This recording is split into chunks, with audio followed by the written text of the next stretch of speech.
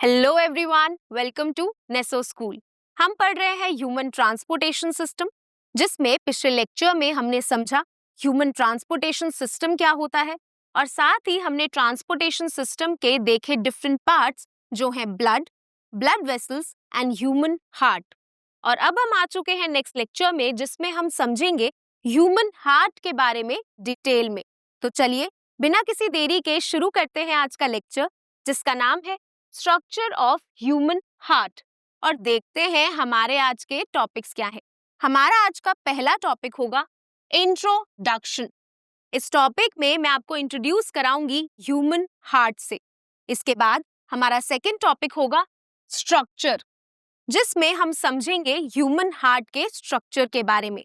और ये दोनों ही टॉपिक आपकी बुक में यहाँ पर डायग्राम की मदद से समझाए हुए हैं। तो चलिए शुरू करते हैं पहले टॉपिक के साथ, जिसका नाम है इंट्रोडक्शन। तो जैसा कि हमने पिछले लेक्चर में समझा था, ह्यूमन हार्ट बॉडी में चेस्ट रीजन में लेफ्ट साइड में प्रेजेंट होता है। और ह्यूमन हार्ट बॉडी का एक बहुत इंपॉर्टेंट ऑर्गन है, क्योंकि ये ब्लड को पंप करने में हेल्प करता है और ब्लड को पंप करके बॉडी के हर एक पार्ट्स तक पहुंचाने में भी हेल्प करता है। So human heart pumps blood to different parts of the body. Human heart blood को पंप करता है, जिससे जो ब्लड है बॉडी के अलग अलग पार्ट्स तक पहुंचाया जाता है। अब हमने देख तो लिया कि ह्यूमन हार्ट बाहर से ऐसा दिखता है, बट ह्यूमन हार्ट अंदर से कैसा दिखता है। चलिए ह्यूमन हार्ट को कट करते हैं सेंटर में से और देखते हैं ह्यूमन हार्ट के अंदर कौन से स्ट्रक्चर्स प्रेजेंट होते हैं। तो जब हमने ह्यूमन हार्ट को कट किया तो हमें अंदर ऐसे 4 चेम्बर्स दिखाई दिए, 4 रूम्स दिखाई दिए। तो जैसा कि मैंने आपको पिछले लेक्चर में बताया था, ह्यूमन हार्ट के अंदर 4 चेम्बर्स होते हैं और ये चारों ही चेम्बर्स आपस में सेपरेटेड होते हैं, मतलब अलग होते हैं।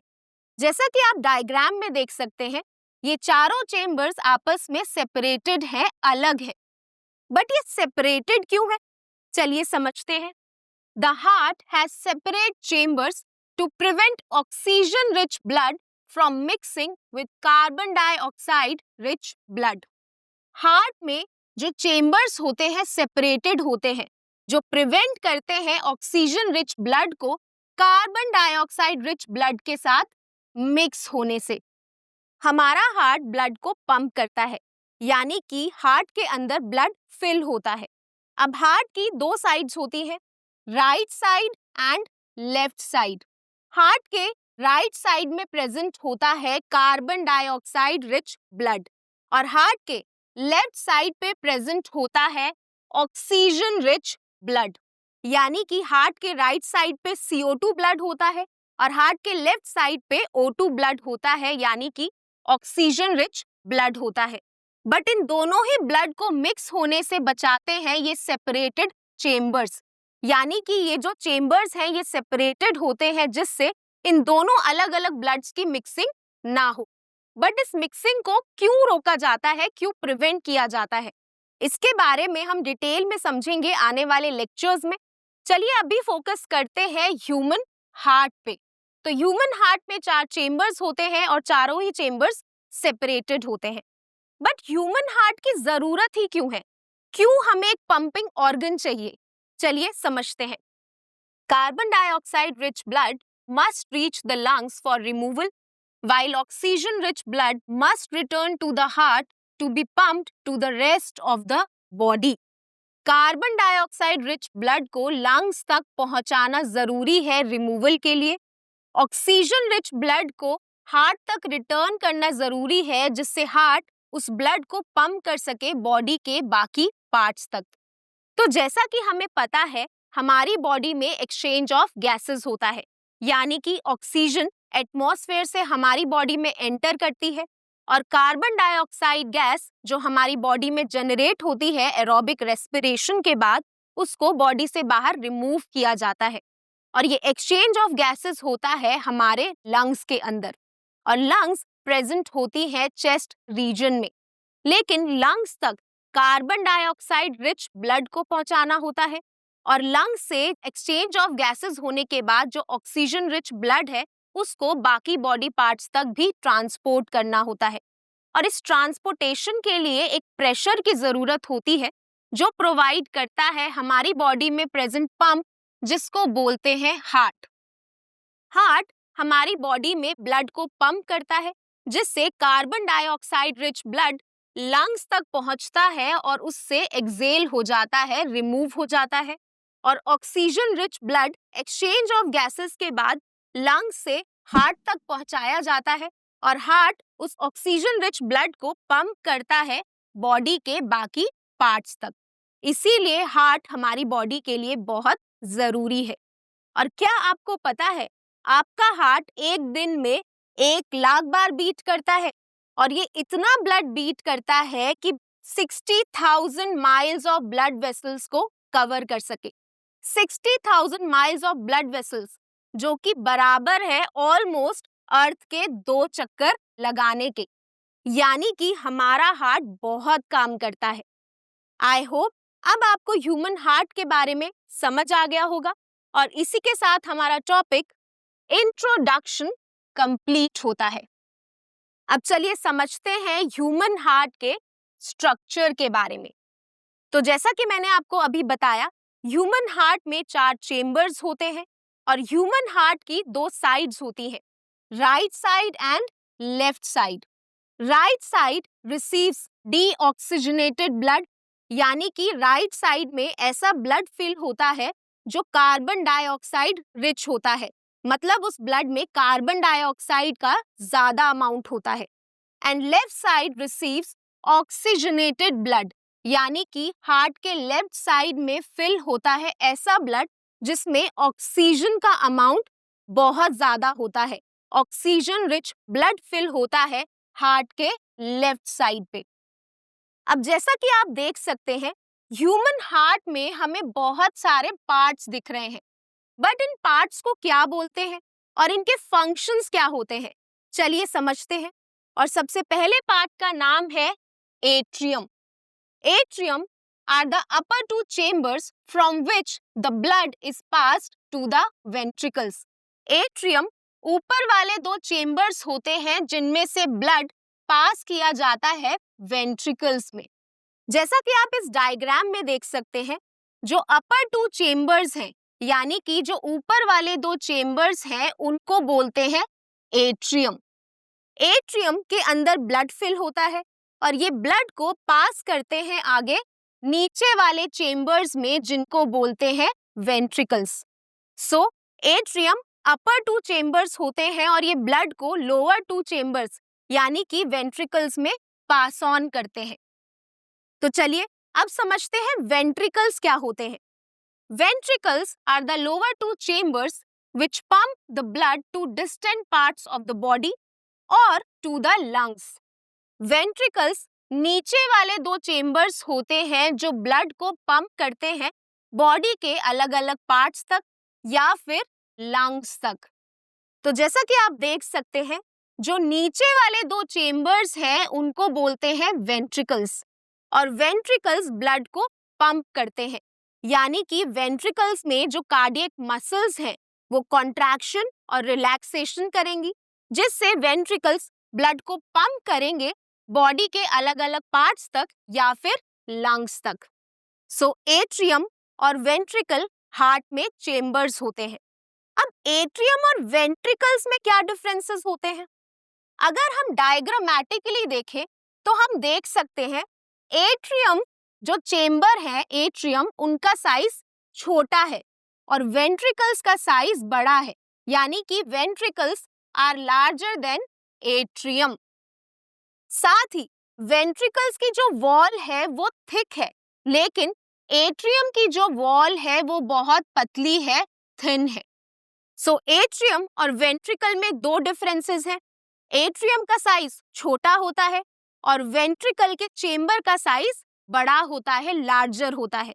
और साथ ही एट्रियम की जो वॉल होती है वो बहुत पतली होती है, लेकिन वेंट्रिकल्स को ब्लड पंप करना होता है, इसीलिए उनकी वॉल थिकर होती है, ज्यादा मोटी होती है। अब चलिए समझते हैं हार्ट के नेक्स्ट स्ट्रक्चर के बारे में, जिसका नाम है वेना कावा। वेना कावा के बारे में हमने लास्ट लेक्चर में भी पढ़ा था। Vena cava is the largest when of the human body, यानी कि हमारी बॉडी में सबसे बड़ी वेन का नाम होता है vena cava. It brings deoxygenated blood from the body to the heart. Vena cava deoxygenated blood को लेके आती है हार्ट तक बॉडी से, यानी कि वेना कावा बॉडी के अपर पार्ट्स और लोअर पार्ट से जो डीऑक्सीजनेटेड ब्लड है, यानी कि जो कार्बन डाइऑक्साइड रिच ब्लड है, उसको कलेक्ट करके हार्ट तक पहुंचाती है। और अगर आपको याद हो, हमने लास्ट लेक्चर में समझा था, कोई भी वेन हो वो हमेशा ब्लड को हार्ट के पास लेके जाती है। It carries the blood towards the heart. तो यहाँ पर जो वेना कावा है वो हमेशा ब्लड को हार्ट की तरफ लेके जाएंगे। और वेना कावा दो टाइप की होती है, superior vena cava and inferior vena cava. Superior vena cava body के अपर पार्ट से डीऑक्सीजनेटेड ब्लड को कलेक्ट करेगी और इंफीरियर वेना कावा बॉडी के लोअर पार्ट से कार्बन डाइऑक्साइड रिच ब्लड, यानी कि डीऑक्सीजनेटेड ब्लड को कलेक्ट करके हार्ट तक कैरी करेगी, हार्ट तक पहुंचाएगी। हार्ट में नेक्स्ट ब्लड वेसल जो प्रेजेंट होती है उसका नाम है pulmonary artery. Pulmonary artery carries deoxygenated blood from the heart to the lungs for oxygenation. Pulmonary artery deoxygenated blood को कैरी करके हार्ट से पहुंचाती है लंग्स तक ऑक्सीजनेशन के लिए। तो चलिए समझते हैं पल्मोनरी आर्टरी का क्या मतलब होता है। पल्मोनरी वर्ड हम यूज करते हैं लंग्स के लिए, और आर्टरी एक ऐसी ब्लड वेसल होती है जो हमेशा ब्लड को हार्ट से अवे लेके जाएगी, दूर लेके जाएगी। यानी कि पल्मोनरी आर्टरी एक ऐसी ब्लड वेसल है जो हार्ट से डीऑक्सीजनेटेड ब्लड को लेकर जाएगी लंग्स तक, जहां पर होगा एक्सचेंज ऑफ गैसेस, यानी कि ऑक्सीजनेशन। ऑक्सीजनेशन नाम से ही पता चल रहा है, ब्लड से कार्बन डाइऑक्साइड गैस चली जाएगी एल्वियोलाई में, और एल्वियोलाई में जो ऑक्सीजन गैस प्रेजेंट है वो डिफ्यूज होकर आ जाएगी ब्लड में, और इस प्रोसेस को बोलते हैं ऑक्सीजनेशन। सो हार्ट से पल्मोनरी आर्टरी डीऑक्सीजनेटेड ब्लड को लेके जाती है लंग्स तक ऑक्सीजनेशन के लिए। इसके बाद नेक्स्ट ब्लड वेसल होती है pulmonary vein. It carries oxygenated blood from the lungs to the heart. Pulmonary vein oxygenated blood को कैरी करती है लंग्स से और पहुंचाती है हार्ट तक। तो जैसा कि मैंने आपको अभी बताया, पल्मोनरी वर्ड का मतलब होता है लंग्स, और वेन एक ऐसी ब्लड वेसल है जो हमेशा ब्लड को हार्ट तक लेके जाएगी। सो पल्मोनरी आर्टरी डीऑक्सीजनेटेड ब्लड को लेके जाती है लंग्स तक, जहां पर एक्सचेंज ऑफ गैसेस होता है, और एक्सचेंज ऑफ गैसेस के बाद जो पल्मोनरी वेन है वो लंग से ऑक्सीजनेटेड ब्लड को लेके आती है हार्ट के पास।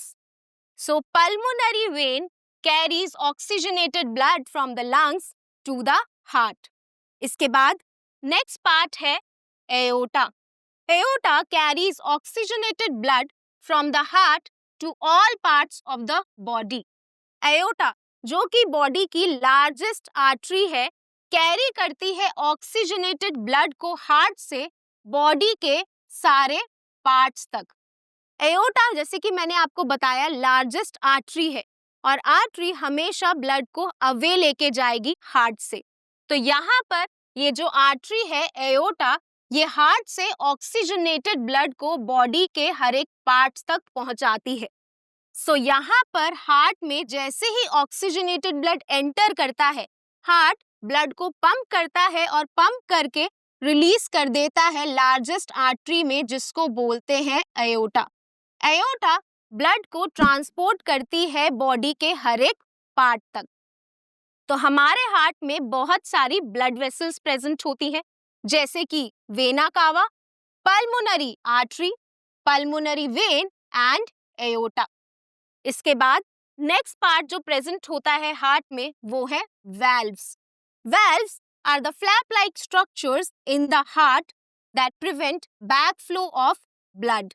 वैल्व्स फ्लैप लाइक स्ट्रक्चर्स होते हैं जो हार्ट में प्रेजेंट होते हैं और ये प्रिवेंट करते हैं ब्लड का बैक फ्लो। वेल्व्स के बारे में हमने लास्ट लेक्चर में भी समझा था।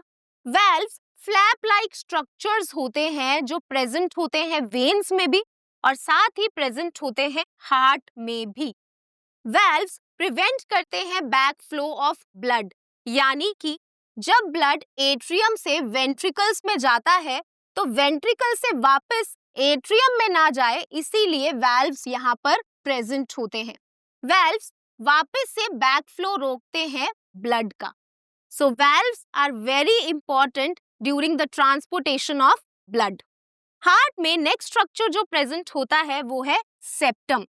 Septum is the thick wall of muscle that separates the right and left sides of the heart. Septum एक thick wall होती है मसल की जो सेपरेट करती है राइट और लेफ्ट साइड हार्ट की।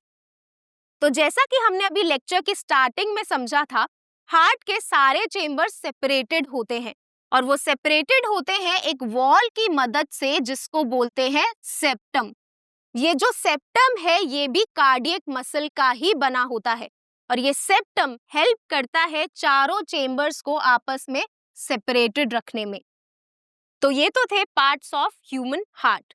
ह्यूमन हार्ट के बहुत सारे पार्ट्स होते हैं। कुछ पार्ट्स होते हैं चेम्बर्स और कुछ पार्ट्स होते हैं ब्लड वेसल्स। ब्लड वेसल्स भी दो टाइप की होती है, यानी कि कुछ ब्लड वेसल्स ह्यूमन हार्ट तक डीऑक्सीजनेटेड ब्लड को लेके आती है और कुछ ब्लड वेसल्स ह्यूमन हार्ट से ऑक्सीजनेटेड ब्लड को लेके जाती है बॉडी के अलग अलग पार्ट्स तक। तो ये तो था structure of human heart. I hope अब आपको ये स्ट्रक्चर क्लियर हो गया होगा और इसी के साथ हमारा second topic structure of human heart complete होता है। तो आज के लेक्चर में हमने समझा ह्यूमन हार्ट क्या होता है, ह्यूमन हार्ट का फंक्शन क्या होता है और साथ ही हमने देखा ह्यूमन हार्ट का स्ट्रक्चर। तो आज के लिए बस इतना ही। अब मैं आपको मिलूंगी नेक्स्ट लेक्चर में एक नए और इम्पोर्टेंट टॉपिक के साथ। Thank you.